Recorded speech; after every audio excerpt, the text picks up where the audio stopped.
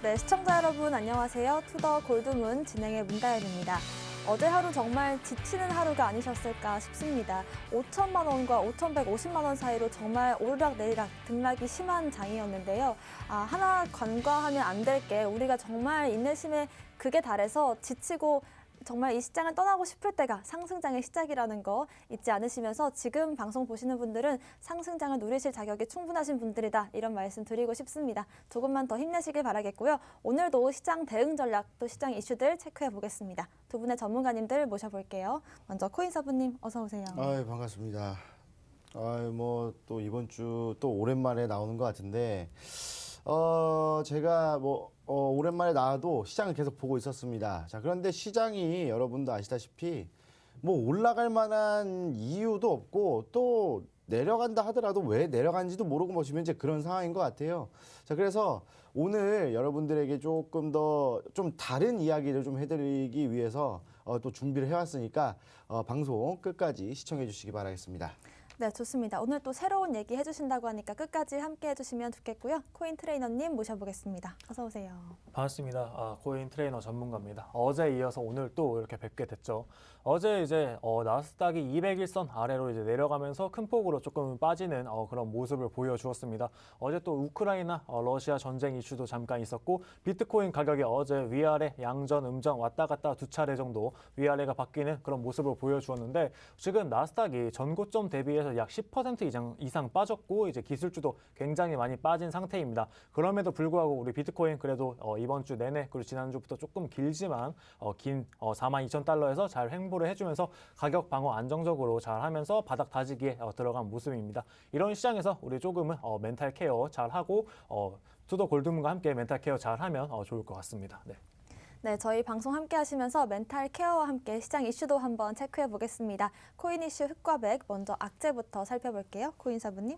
예, 오늘뿐만 아니라 사실 이번 주 자체가 이 시장에 직접적으로 좀 타격을 줄 만한 악재는 없었어요. 그래서 왜 내려가지? 시장이 왜 안 올라가지를 좀 이렇게 보니까 물론 이제 소비자 물가 지수가 좀 계속 상승하고 있는 부분들, 금리에 대한 부분들 제가 저번 방송에서 좀 말씀을 드렸었죠.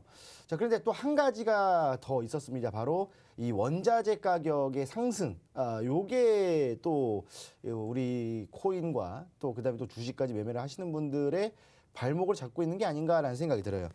자, 그런데 지금 이 경제적인 악재가 좀 계속 지속이 되고 있는데 그 금리는 알겠고 소비자 물가 지수 올라가는 거 알겠는데 왜 원자재 가격이 코인에 영향을 주냐라고 이제 생각하시는 분들이 있어요.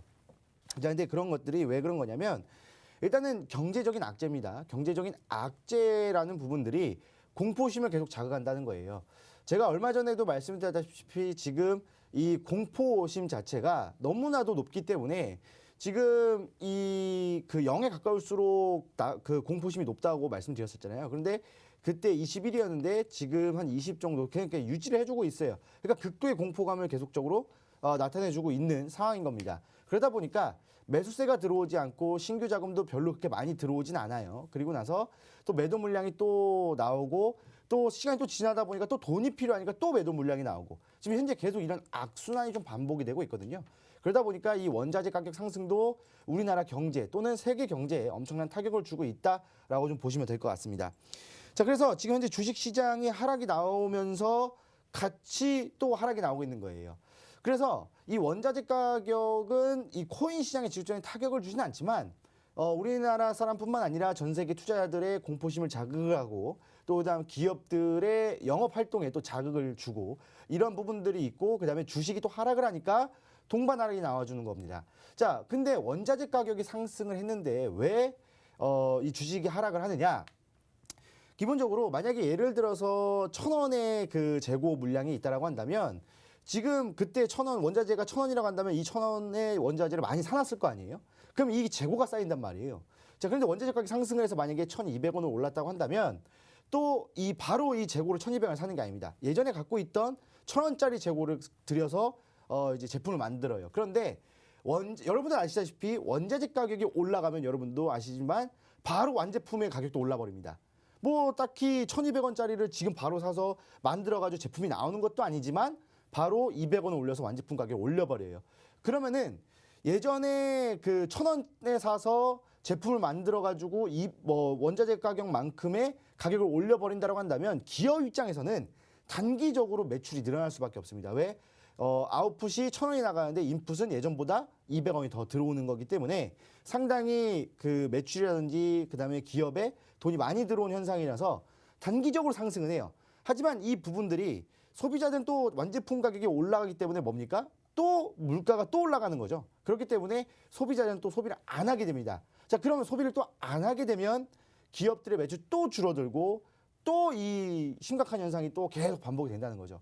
자, 근데 이게 한 번에 왔었어야 되는데 이게 지금 여기저기 하나씩 올라가지고 원자재 가격도 상승을 하고 또 소비자 또 소비 안 하고 지금 또 그 원유 가격도 상당히 많이 또 올라가고 있다라는 또 이야기가 있기 때문에 지금 뭐 경제적으로 봤을 때는 정말 안 좋은 상황이고 뭐 또 수출 기업한테도 안 좋은 상황이죠. 근데 우리나라는 또 수출 기업의 비중이 너무나도 많기 때문에 또 이런 상황이 나왔을 때에도 또 우리나라 경제적으로 또 많이 타격이 줄 수 있는 부분들 그리고 우리나라뿐만 아니라 뭐 전 세계적으로 안 좋은 상황이 나와주고 있습니다. 그러다 보니까 지금 이런 상황인 거죠. 아까 말씀드렸던 것처럼 안 좋은 상황인데 또 기업들은 또 매출이 안 나오는 상황에서 뭔가 또 그렇다고 또 영업 활동을 안 할 수는 없잖아요. 뭐 운영비에다가 그다음에 또 이제 직원들 월급도 줘야 되고 또 그 투자 활동도 해야 되는데 그런 자금이 없다 보니까 은행에서 대출을 받아야 되는데 금리가 올라갔으니까 대출을 받는다 하더라도 부담이 늘어나고 그렇다고 또 적게 받으면은 또 부담도 늘어나지만 또 적은 투자 돈으로 또 운영도 빠듯하고 막 이런 상황이 또 악순환이 반복이 되잖아요. 그러니까 그런 상황이어서 지금 이런 부분들이 계속적으로 이어지다 보니 돈이 필요한 거예요. 그러니까 우리 또 투자자분들도 또 생활을 하다 보면 또 돈이 필요하잖아요. 근데 지금 이제 돈이 다 어디가 있습니까? 투자를 해놓은 상태란 말이에요. 그러다가 좀 버티다가 아, 도저히 안 되겠다 100만 원만 빼야지. 그러다가 또 버티다가 아유 안 되겠다 200만 원 빼야지. 이러다가 또 갑자기 중간에 큰 돈이 나가요.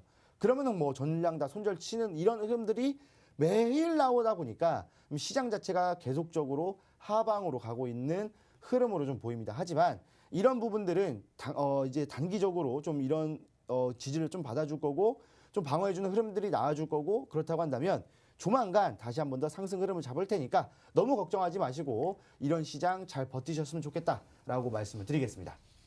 네, 좋습니다. 일단은 나스닥도 많이 떨어지고 미국 증시도 많이 위축된 상황이고 원유 가격은 오르는데 매도 물량이 또 지속적으로 나오면서 시장에 여러 가지로 좀 부담을 주는 모습입니다. 하지만 또 이거를 언젠가는 또 뚫고 나갈 수 있는 시장이 오기 때문에 잘 참고 견뎌내면 좋을 것 같습니다. 코인 트레이너님의 악재 한번 살펴볼게요. 네, 제가 오늘 준비한 악재는 이제 조금 거시 시장에 대한 조금 악재입니다. 우리나라 기준으로는 지금 현재 미국 긴축 그리고 중국의 이제 둔화가 조금 가속되면서 우리나라의 문제점이 이제 회사의 코뿔소에 조금 경고가 들어왔다는 이제 이슈를 말씀드리고 싶습니다.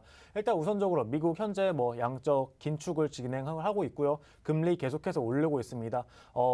저번 주죠. 약 비트코인이 조금 폭락을 했었던 그때 시점으로 이제 미국 10년째 국채물의 금리가 1.73% 정도였는데 지금 오늘 기준으로 1.8을 넘어서 지금 거의 1.9까지 조금 위협하는 수준으로 굉장히 많이 금리가 올라가고 있습니다. 금리가 오르면 채권 가격이 싸지게 되고 기관 같은 경우는 지금 이런 조금 불안한 시장에서 위험 자산인 주식, 코인 이쪽에 투자를 하기보다는 완전 안전 자산인 채권 쪽으로 조금 수급이 몰리는 이런 현상이 발생을 하고 있는데 여기에 있어서 우리 FOMC 회의가 또 다음 주에 또 있죠. 이 회의에 있어서도 계속해서 주시를 하면서 눈치 싸움을 하고 있는 중입니다.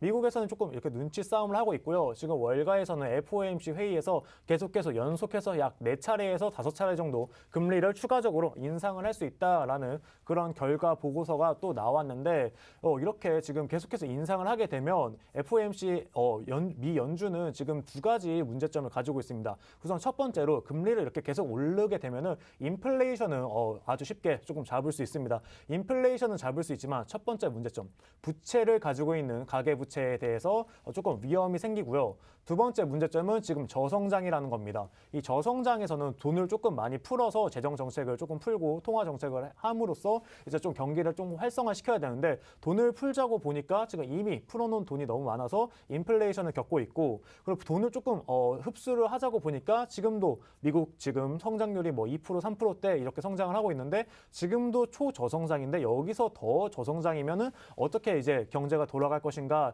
여기에 대한 이슈로 이제 FOMC 회의에서 굉장히 골머리를 썩고 있습니다. 과거에 이제 서브프라임 모기지 사태 때 이제 양적 완화 이슈가 나오면서 그때 당시에는 인플레이션 이슈 말고 저성장에 대한 이제 이슈만 이제 해결하면 됐었는데, 지금 인플레이션과 저성장 이 두 가지를 동시에 이제 잡기 위해서 조금 고분분투하고 있는 그런 모습을 보여주고 있습니다. 그러면서 지금 금리가 계속해서 올라가면서 우리 신흥국이죠. 뭐 중국이나 뭐 일본은 아니지만 중국이나 이제 동남아 쪽 이제 신흥국에서 자금 유출이 굉장히 많이 되고 있습니다. 최근에 이제 코스피 주가만 보셨더라도 이제 코스피 코스닥만 보셔도 이제 굉장히 외인들이 자금 이탈을 많이 하고 있다는 걸 알 수 있는데, 아무래도 미국 금리가 상승하면서 달러가 이제 강세를 굉장히 많이 보이고 있죠. 지금 오늘 기준으로 뭐 저번 주에 1,200원에서 지금 오늘 조금 빠지긴 했지만 아직도 달러 정말 초강세 보이고 있습니다. 그러면서 이제 우리나라 같은 경우에는 지금 원자재 가격이 계속 상승하고 미국 금리 올리고, 한은 같은 경우는 지금 1.25% 금리를 유지하고 있지만 이거를 이제 뭐 연말까지 약 2%대로 이제 올린다고 하는데, 이렇게 올리게 되면은 지금 우리나라 가계부채 가계대출이 1,744조 원에 달하고, 그다음에 주택담보대출이 약 949조 원, 약 거의 1,000조에 가까운 금액이 지금 대출이 되고 있는데, 여기에 있어서 이자율이 지금 1.25에도 지금 뭐 곡소리 난다 이런 기사들이 굉장히 많이 나오는데, 여기서 0.75% 더 올린다고 하면은 은행 같은 경우는 뭐 정말 최소 1% 이상, 그리고 2% 이상 이제 뭐 변동금리로 더 올리겠죠. 이런 식으로 했을 때 우리가 기존에 예상했었던 그 회색 코뿔소, 국내 부동산 이제 거품 붕괴와 더불어서 이제 가계 부채가 무너질 수 있는 이런 조금 위험한 상황에 놓여 있습니다. 그러면서 지금 세계 경제가 전반적으로 좋지 않고, 그다음에 이 경제가 전반적으로 좋지 않은 이유 중에 하나는 또 중국 이슈가 있는데요. 중국의 경기 성장률이 1분기에 18%, 그리고 2분기엔 7.9%, 3분기에 4.9%, 그리고 현재는 지금 4%대로 굉장히 많이 둔화가 되고 있는 모습을 보여주었습니다. 연간 성장률은 약 8.1% 정도 지금 전망을 하고 있는데, 올해 이제 성장률을 예측을 해봤을 때 올해 성장률이 정말 조금 작년보다 훨씬 넘기 힘들고, 올해는 뭐 4.3%, 뭐 JP 모건 같은 경우는 4.9%로 조금 하향해서 전망치를 예측을 하고 있습니다. 이런 조금 중국 시장이 안 좋은 이유 중에 하나는 첫 번째 뭐 원유 상승이겠죠. 아무래도 중국 같은 경우 제조업 회사가 굉장히 많이 들어가 있죠. 원자재를 수입을 해서 가공을 해서 밖으로 파는 이런 시스템에서 이제 원자재 가격이 상승이 하게 된다면 이제 기업 입장에서는 조금 부담으로 다가올 수밖에 없습니다. 또 추가적으로 헝다 이슈, 부동산 버블 이슈가 있고요. 그 다음에 세 번째 뭐 지방 정부, 중국은 지방 정부의 부채가 굉장히 높습니다. 이게 터질 경우에 해외 시장에, 중국은 조금 폐쇄된 금융을 가지고 있어서 해외 시장에 그렇게 크게 악영향은 없지만, 만약에 지방 정부가 하나 두 개 도산을 하게 되면 중국 자체의 이제 버블이 조금 터지게 되고, 리스크가 커졌을 시에 중국 자체의 리스크가 커지면 이거는 조금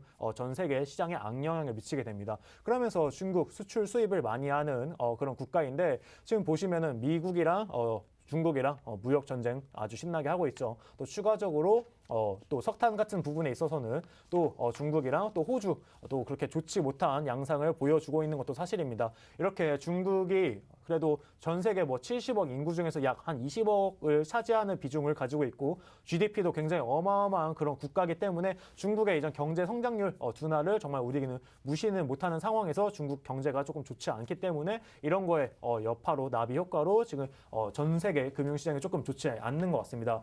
거기에 이제 추가적으로 SEC 이제 갠슬러 위원장이 암호화폐 거래소를 이제 직접 규제를 한다고 하면서 조금 악재가 터졌는데요.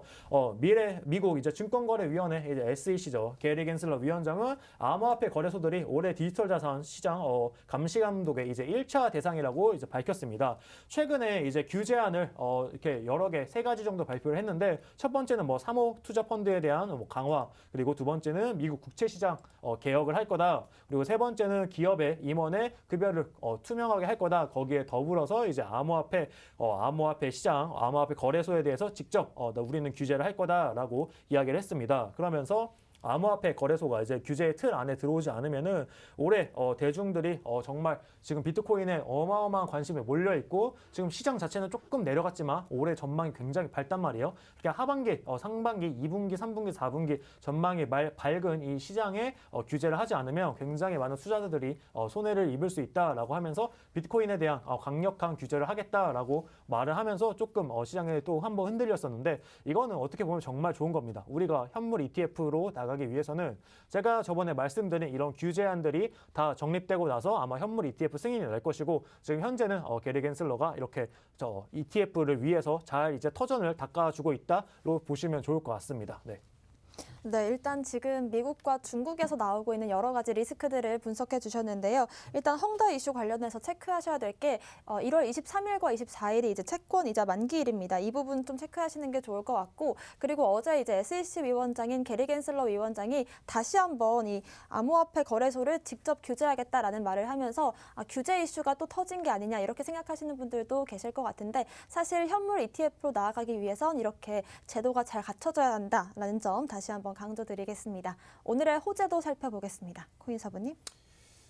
제가 이제 한창 NFT 얘기하다가 이걸 좀 안 했었거든요. 근데 오늘은 또 이 NFT에 대한 이야기를 안 할 수가 없다라고 좀 말씀을 드리도록 하겠습니다. 자, 지금 뭐 시장 자체는 뭐 전반적인 시장 자체는 별로 좋지는 않아요. 경제도 안 좋고 시장도 안 좋아요. 그런데 딱 하나 좋은 데가 있는데 바로 이 NFT 시장이 너무나도 좀 좋다라고 하긴 좀 그런데 이 NFT 시장이 좀 많이 활발합니다. 자, 지금 그 NFT 시장으로 좀 돈이 많이 몰리고 있고 개인들 참여가 조금 더 많아지고 있어요. 너무나도 더 많아지고 있는 상황이거든요. 여러분들 얼마 전에 뉴스 보셔서 아시겠지만 5년 동안 자신의 이제 셀카를 딱 찍어서 이 NFT로 팔아가지고 14억을 본 인니 대학생을 이제 그 대학생이 있다라고 이제 아실 겁니다. 그런데 이 그 셀카 사진을 보면 무슨 게 저는 이제 막 14억을 벌었다 해서 막 예를 들어서 우리나라 뭐 대표하는 연예인들처럼 뭐 엄청나게 멋있거나 이쁘거나 그런 줄 알았는데 정말 너무나도 평범한 사진이었습니다. 정말 일반인이라고 할 수 있을 정도의 그런 사진이었는데 그냥 5년 동안 그냥 뭐 어디 여행 가서 사진 찍은 것도 아니고 그냥 책상에 앉아서 셀카 사진을 찍은 겁니다. 자, 그게 14억에 팔려 나갔어요.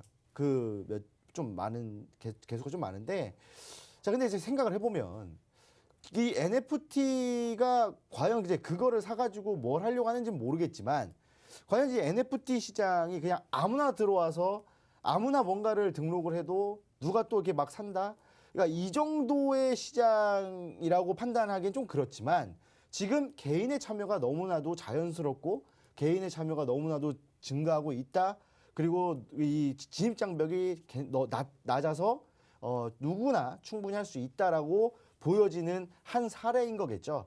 자, 그런데 지금 이 개인들이 NFT 시장에 들어와서 이런 부분들을 차지하고 있고 또 뭐 픽셀로 만들어 가지고 또 무슨 뭐 아이템을 팔고 그다음에 뭐 게임에 사용되는 뭐 타이어 하나에 400만 원 뭐 이렇게 팔기도 합니다.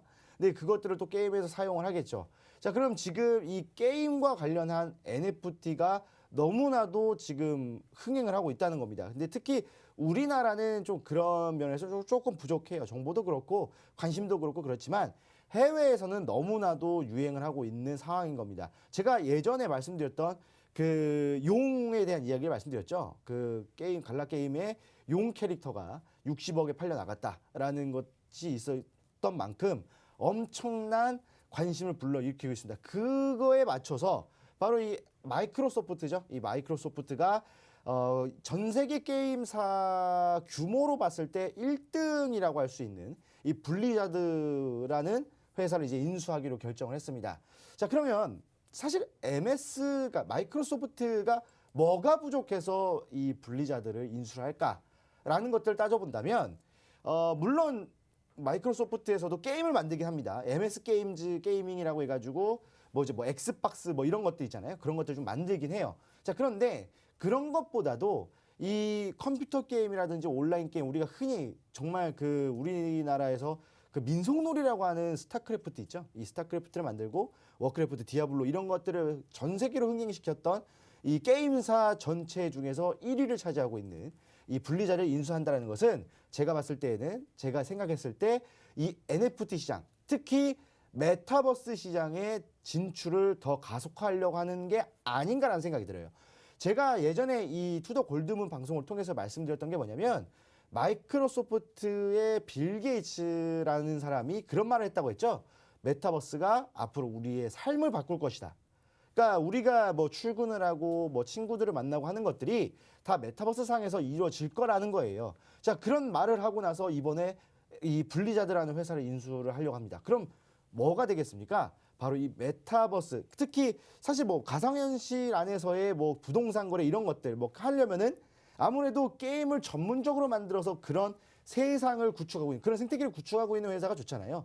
특히 블리자드 회사의 월드 오브 워크래프트라는 게임을 보면은 로딩 없이 모든 이 땅이 로딩 없이 다 원대륙으로 되어 있습니다. 이게 엄청난 기술력이거든요. 그러니까 그런 것들을 가져와서 그것들을 메타버스 상에다가 접목을 시켜서 한 번 더 이 메타버스를 선점하겠다라는 생각이 껴있는 것이 아닌가. 그렇다고 한다면 지금 우리가 NFT 시장을 봤을 때 뭐 처음에 뭐 노드라든지 이런 것들이 뭐 처음에는 뭐 200만 원 또 어떤 것들은 뭐 30만 원 이랬어요.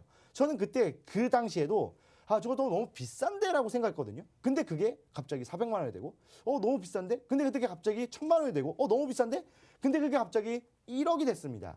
자, 그렇다고 한다면 지금 현재 NFT 시장의 상승력이라든지 추가 상승을 할 수 있는 이런 모멘텀들은 너무나도 많이 널려 있고 아직 안 나온 것들도 많다. 그렇다고 한다면 우리가 NFT 시장, 그냥 일반적인 암호화폐 시장에서의 매매가 아니라 이 NFT 시장에 좀 더 관심을 갖고 매매를 한다라고 한다면 또는 이런 NFT 시장에 들어가서 수익을 창출한다고 한다면 지금 이렇게 힘든 시장에서도 충분한 수익을 볼 수 있는 그런 시장을 만들 수 있지 않을까라고 말씀을 드리겠습니다. 네, NFT 시장 정말 평범한 일반인도 그리고 아주 거대한 거대 기업들도 들어오고 있는 시장으로 더 커지고 있는 것 같습니다. 오늘의 이슈 마지막으로 살펴볼게요. 코인 트레이너님. 네, 제가 오늘 준비한 이슈는 이제 조만간 있을 이제 대선 관련해서 유력한 두 후보가 계시죠. 두 후보가 이제 가상 자산을 바라보는 이 인사이트에 대해서 한번 얘기를 해보도록 하겠습니다.